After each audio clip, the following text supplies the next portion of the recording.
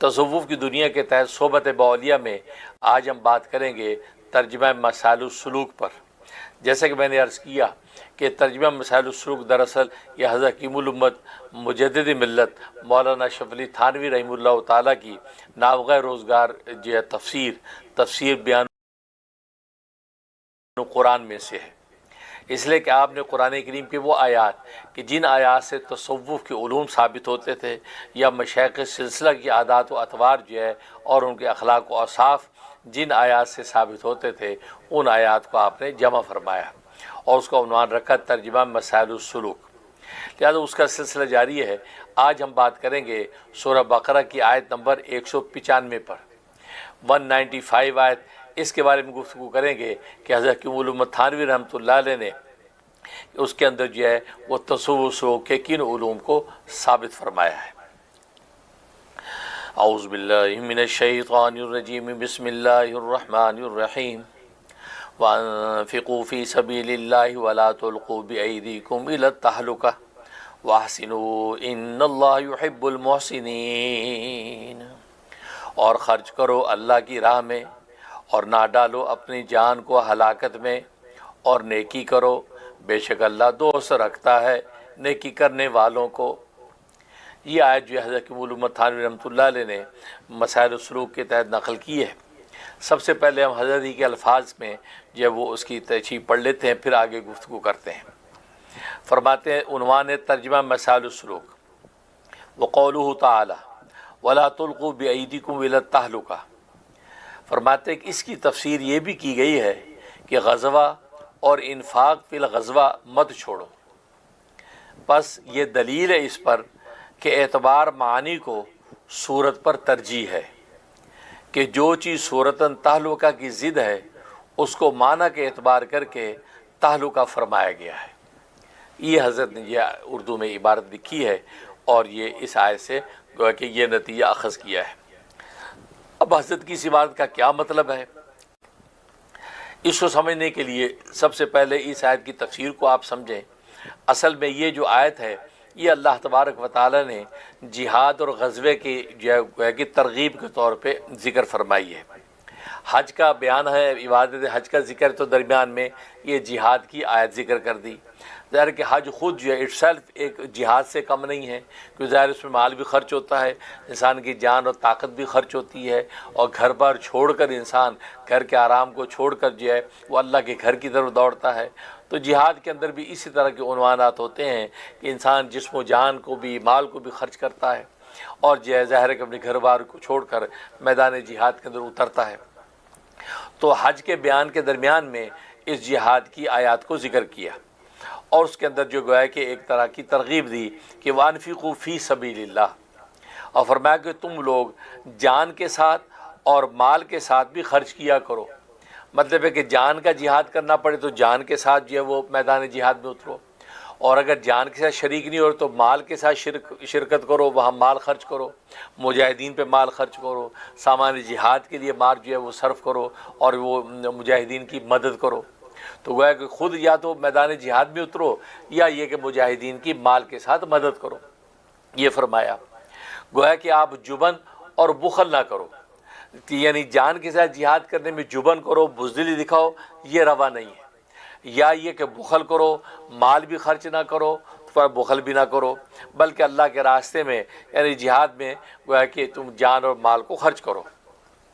اور اپنے آپ کو اپنے ہاتھوں تباہی میں مت ڈالو،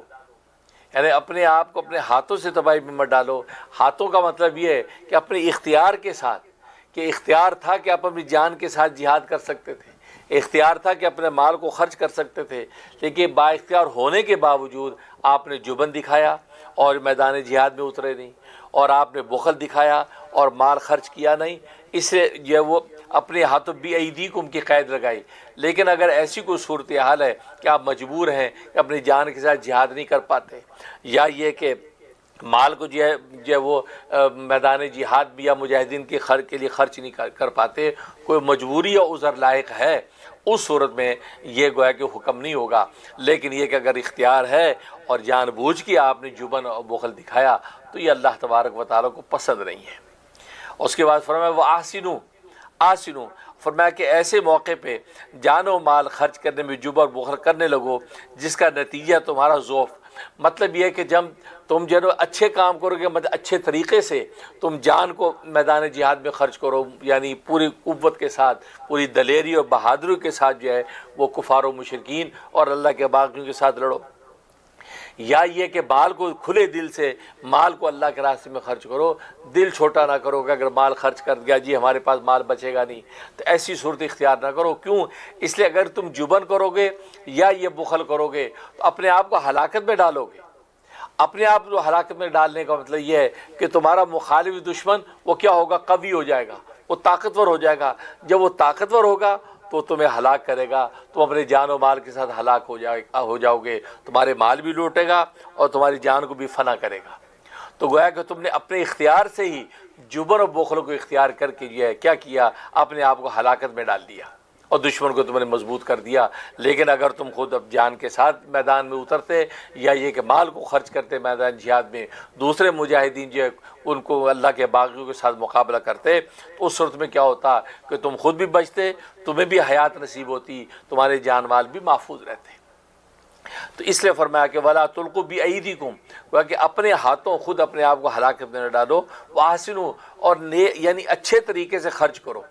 اچھے طریقے سے جو ہے کہ میدان کے اندر اترو۔ ان اللہ یحب المحسنین، بے شک اللہ تبارک و تعالیٰ اچھے طریقے سے کام کرنے والوں کو پسند کرتے ہیں۔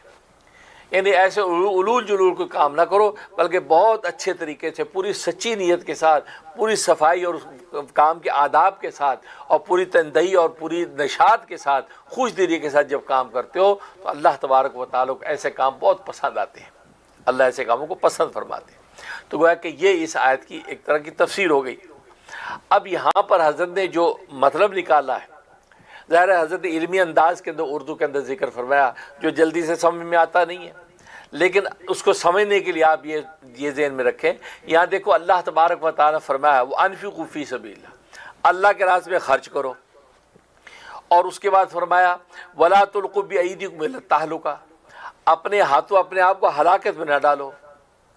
تو سوال یہ ہوا کہ انفاق فی سبیل اللہ اور اپنے آپ کو ہلاکت میں ڈالنے میں آپس میں جوڑ کیا ہے؟ ایک طرف فرمایا کہ اللہ کے راستے میں خرچ کرو، یعنی میدان جہاد میں خرچ کرو، اپنے جان کو خرچ کرو یا اپنے مال کو خرچ کرو، یعنی جبن اور بخل نہ دکھاؤ، اور ادھر ساتھ ہی فرما دیا اپنے آپ کو ہلاکت میں نہ ڈالو۔ تو میدان جہاد میں جو ہے گویا کہ انفاق، خرچ، جان و مال کو خرچ کرنے اور جو ہلاکت میں پڑنے کا آپس میں جوڑ کیا ہے؟ اصل میں جوڑ یہ ہے کہ یہ جو فرمایا کہ تم اپنے جان اور مال کو اللہ کے راستے میں خرچ کرو، اس کا مطلب کیا ہے کہ اپنی جان کے ساتھ وہ میدان جہاد میں مجاہد بن کے اترو، یا یہ اپنے مال کے ساتھ جو ہے وہ سخی بن کے جو ہے میدان میں اترو کہ دوسروں کی مدد کرو۔ اس کا نتیجہ کیا ہوگا؟ کہ اس کا نتیجہ ہوگا کہ مخالف دشمن جو اللہ کا باغی ہے وہ فنا ہوگا یا کمزور ہوگا۔ جب فنا و کمزور ہوگا تو تم باقی رہو گے، تمہاری حیات اور تمہارا مال باقی رہے گا، جان و مال محفوظ رہیں گے، مامون رہیں گے۔ گویا کہ ایک طرح کی تمہیں حیات نصیب ہو جائے گی، تمہارے مال کی بھی اور تمہاری جان کی بھی۔ اور اگر تم ایسا نہیں کرو گے اور جبن و بزدلی دکھاؤ گے یا مال خرچ کرنے میں بخل کرو گے تو نتیجہ کیا ہوگا؟ سامنے والا مخالف دشمن جو اللہ کا باغی ہے وہ قوی ہو جائے گا، جب طاقتور ہوگا وہ آپ پر جب حملہ آور ہوگا تو کیا کرے گا؟ وہ سب کو، تم لوگوں کو ہلاک کر دے گا، نہ صرف تمہاری جانوں کو ہلاک کرے گا بلکہ تمہارے مالوں کو بھی لوٹ لے گا۔ تو اس لیے فرمایا گویا کہ انفاق فی سبیل اللہ، اللہ کے راستے میں جان و مال کو خرچ کرنا یہ زندگی ہے، اور اللہ کے راستے جان و مال کو خرچ نہ کرنا یہ موت اور ہلاکت ہے۔ لہٰذا اس لیے یہ آپس میں جوڑ پیدا ہو گیا کہ اللہ تبارک و تعالیٰ نے گویا کہ بتا دیا کہ جان مال کو خرچ کرو گے تو یہ تمہیں حیات نصیب ہوگی، تمہاری زندگی محفوظ و معمور ہو جائے گی، اور اگر تم خرچ نہیں کرو گے تو تم ہلاکت میں پڑ جاؤ گے، کیونکہ دشمن مضبوط ہو کر تمہیں ہلاک کر دے گا۔ تو ظاہر ہے تم اپنے اختیار کے ساتھ جب جان و مال کا خرچ نہیں کیا تو ہلاکت کا راستہ اختیار کیا۔ اب سوال یہ پیدا ہوا کہ اللہ تبارک و تعالیٰ نے ہلاکت کو عنوان کیوں اختیار فرمایا؟ یہاں تو فرمایا کہ وَأَنفِقُوا فِي سَبِيلِ اللَّهِ، اللہ کے راستے میں خرچ کرو، اور آگے کہہ دیتے کہ اللہ کے راستے میں خرچ کرنے میں بخل نہ کرو۔ ایک تو کہا اللہ کے راستے میں خرچ کرو، جان مال کو خرچ کرو، اور دوسرے عنوان میں کہہ دیتے، فرما دیتے کہ اللہ کے راستے میں جان مال خرچ کرنے میں بخل و جبن نہ دکھاؤ، یہ بھی تو کہہ سکتے تھے، لیکن یہ ظاہری معنی ہے، یہ ظاہری معنی یہ بنتا ہے، لیکن اللہ تبارک و تعالی نے اس کا ظاہری صورت کو ذکر نہیں کیا، اس کا جو نتیجہ، جو باطنی نتیجہ، جو نہ نظر آنے والا نتیجہ تھا، اس باطنی معنی کو ذکر کیا کہ اپنے آپ کو ہلاکت میں نہ ڈالو۔ اسی کو حضرت فرما رہے ہیں کہ گویا کہ یہاں پر معنی کو اس کی صورت کے اوپر ترجیح ہے۔ صورت تو یہ کہ تم جبن اور بخل جب وہ نہ دکھاؤ بلکہ اللہ کے راستے میں خرچ کرو، یہ تو اس کی صورت ہے حکم کی، لیکن اس کے معنی کیا ہے؟ معنی یہ ہے کہ تم جو ہے وہ اگر خرچ نہیں کرو گے تو ہلاک ہو جاؤ گے۔ فرمایا اللہ راستے میں جان مال کو خرچ کرو اور اپنے آپ کو ہلاکت میں نہ ڈالو۔ مطلب کیا ہے کہ جان مال کو اگر خرچ نہیں کرو گے تو ظاہر ہے کہ تم محفوظ اور مامون نہیں رہو گے بلکہ ہلاکت میں پڑو گے۔ تو ہلاکت جو ہے اس صورت کا معنی ہے، تو وہ اس عبارت میں چھپا ہوا جو معنی تھا، جو نتیجہ نکلنا تھا، اللہ تبارک و تعالی اس کو ذکر فرما دیا۔ اسی کو حضرت تھانوی رحمۃ اللہ علیہ فرما رہے ہیں، اس کی تفسیر یہ بھی کی گئی ہے کہ غزوہ اور انفاق فی الغزوہ مت چھوڑو۔ غزوہ یعنی میدان جہاد میں اترنا جان کے ساتھ، یا نہیں اتر سکتے تو انفاق فی سبیل اللہ یعنی اس غزوے میں مال دینا مت چھوڑو۔ بس یہ دلیل ہے اس پر کہ اعتبار معنی کو صورت پر ترجیح ہے، معنی کے اعتبار کو صورت پر ترجیح ہے۔ صورت تو یہ تھی کہ جبن اور بخل نہ دکھاؤ، لیکن اس کا معنی یہ تھا کہ ہلاکت میں پڑ جاؤ گے۔ تو اللہ تبارک و تعالی نے یا ہلاکت کا لفظ ذکر کر کے معنی اور حقیقت کو ذکر کر دیا، اس کو صورت کو ذکر نہیں کیا کہ تم جبن اور بخل نہ کرنا۔ اس لیے فرمایا کہ اعتبار معنی کو صورت پر ترجیح ہے کہ جو چیز صورتاً تعلقہ کی ضد ہے، جو چیز صورتاً تعلقہ کی ضد ہے، تعلقہ کی ضد کیا ہے؟ جہاد کرنا۔ ہلاکت کی ضد ہے جہاد کرنا، جبن اور بخل نہ دکھانا، یہ اس کی ضد ہے کہ اس سے پھر ہلاکت نہیں ہوگی بلکہ تمہیں امان ملے گا۔ تو کہتے ضد ہے، اس کو معنی کے اعتبار کر کے تعلقہ فرمایا گیا، اس کے معنی کے اعتبار کر دیا کہ اگر تم جبن و بخل دکھاؤ گے تو گویا کہ ہلاکت پڑے گی۔ لہذا اللہ تبارک و تعالی نے بجائے اس کے کہ یوں کہتے کہ تم اللہ کے راستے کے اندر خرچ کرو، یعنی جان و مال کے ساتھ جو ہے وہ جہاد کرو، اور جہاد کرنے میں تم جبن و بخل نہ کرو، یہ کہنے کے بجائے فرمایا تم اللہ کے راستے جان و مال کے ساتھ جہاد کرو اور اپنے آپ کو ہلاکت میں نہ ڈالو۔ گویا کہ جو معنی تھا نتیجہ اس کو ذکر کر دیا، اور اس کے اندر تنبیہ زیادہ ہوتی ہے۔ یہ عادت جو ہے صوفیہ اکرام کے کلام میں اکثر ملتی ہے، جیسے صوفیہ اکرام کے ہاں یہ مقولہ مشہور ہے، موتو قبل ان تموتو، مر جاؤ مرنے سے پہلے۔ اب مر جاؤ مرنے سے پہلے، اب بظاہر الفاظ تو مرنے کے ہیں، لیکن مرنے سے پہلے انسان کیسے مر سکتا ہے؟ تو یہ الفاظ سے الفاظ کے معنی مراد ہیں۔ معنی یہ ہے کہ جیسے انسان جب مر جاتا ہے، مرنے کے بعد اس کی آنکھ، کان، ہاتھ، پیر، جسم، جان کوئی گناہ نہیں کرتی، کوئی معصیت نہیں کرتی، اللہ کی بغاوت نہیں کرتی، تسلیم و رضا کے ساتھ وہ غسل دینے والے کے ہاتھ میں رہتی ہے۔ بالکل اسی طریقے سے فرمایا کہ مر جاؤ مرنے سے پہلے، مطلب یہ کہ اپنے آپ کو ایسا کر لو جیسے مردہ ہے۔ تو مردہ جیسے گناہ نہیں کر سکتا تو تمہاری حالت بھی ہو اس طرح ایسی ہو جائے کہ تم بھی گناہ نہ کرو۔ تمہاری آنکھیں تو ہوں لیکن گناہ نہ کریں، تمہارے کان تو ہوں لیکن گناہ نہ کریں، تمہاری زبان تو ہو لیکن معصیت صادر نہ ہو، ہاتھ پیر تو ہوں لیکن گناہ صادر نہ ہو۔ جیسا کہ مردے کی آنکھ بھی ہے، کان بھی ہے، زبان بھی ہے، ناک بھی ہے، ہاتھ پیر بھی ہیں، دل بھی، سب کچھ ہے، لیکن وہ کسی قسم کی کوئی کاروائی اس کے وجود سے صادر نہیں ہو سکتی۔ بالکل اسی طریقے سے موتو قبل ان تموتو، الفاظ تو ذکر کیے لیکن اس سے مراد معنی لیا کہ مطلب اپنے آپ کو گناہوں سے ایسے دور کر لو جیسے مردہ گناہوں سے دور ہوتا ہے۔ تو یہ صوفیہ کی عام عادت ہے کہ وہ الفاظ جو ہے ذکر کر کے اس کا معنی مراد لیتے ہیں۔ تو موتو قبل ان تموتو، حاسبو قبل ان تحاسبو، اپنا محاسبہ کر لو قبل اس کے کہ تمہارا حساب کیا جائے۔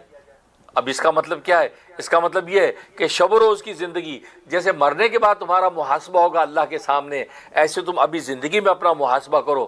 کتنے گناہ کیے ہیں، کتنی نیکیاں کی ہیں۔ پلڑا اگر آج کھڑا کر دیا جائے تو گناہوں کا پلڑا بھاری ہوگا یا نیکیوں کا بھاری ہوگا۔ ابھی سے اپنا حساب کتاب کر لو، جانچ پڑتال کر لو، تاکہ یہ نہ ہو کہ کل کو جب ہو جانچ پڑتال اور وہاں کمی بیشی ہو گئی تو پھر اس کا کوئی مداوع نہیں ہے۔ ابھی تو یہ مداوے کا موقع ہے، توبہ کر لو گے، ابھی تو موقع ہے نیکیاں بڑھا لو گے، ابھی تو موقع ہے گناہ معاف کروا لو گے، لیکن اس لیے فرمایا حاسبوا قبل ان تحاسبوا، گویا کہ تم اپنا محاسبہ کر لو اس حساب محاسبے سے پہلے پہلے۔ تو الفاظ ہیں لیکن اس سے مراد معنی لیے گئے۔ تو یہ چونکہ مشائخ سلسلہ اور صوفیہ کی عام عادت شریفہ ہے کہ الفاظ ذکر کر کے اس کا اصل میں معنی مراد لیتے ہیں، اور معنی کو الفاظ پر ترجیح دیتے ہیں، اس لیے کہ اس کا افیکٹ زیادہ ہوتا ہے، اس کا افیکٹ زیادہ ہوتا ہے اور جلدی سے اپیلنگ انسان کے لیے ہوتا ہے، اور انسان کا قلب و جان اس کو جلدی قبول کرتا ہے اور اس کا زیادہ اثر پڑتا ہے۔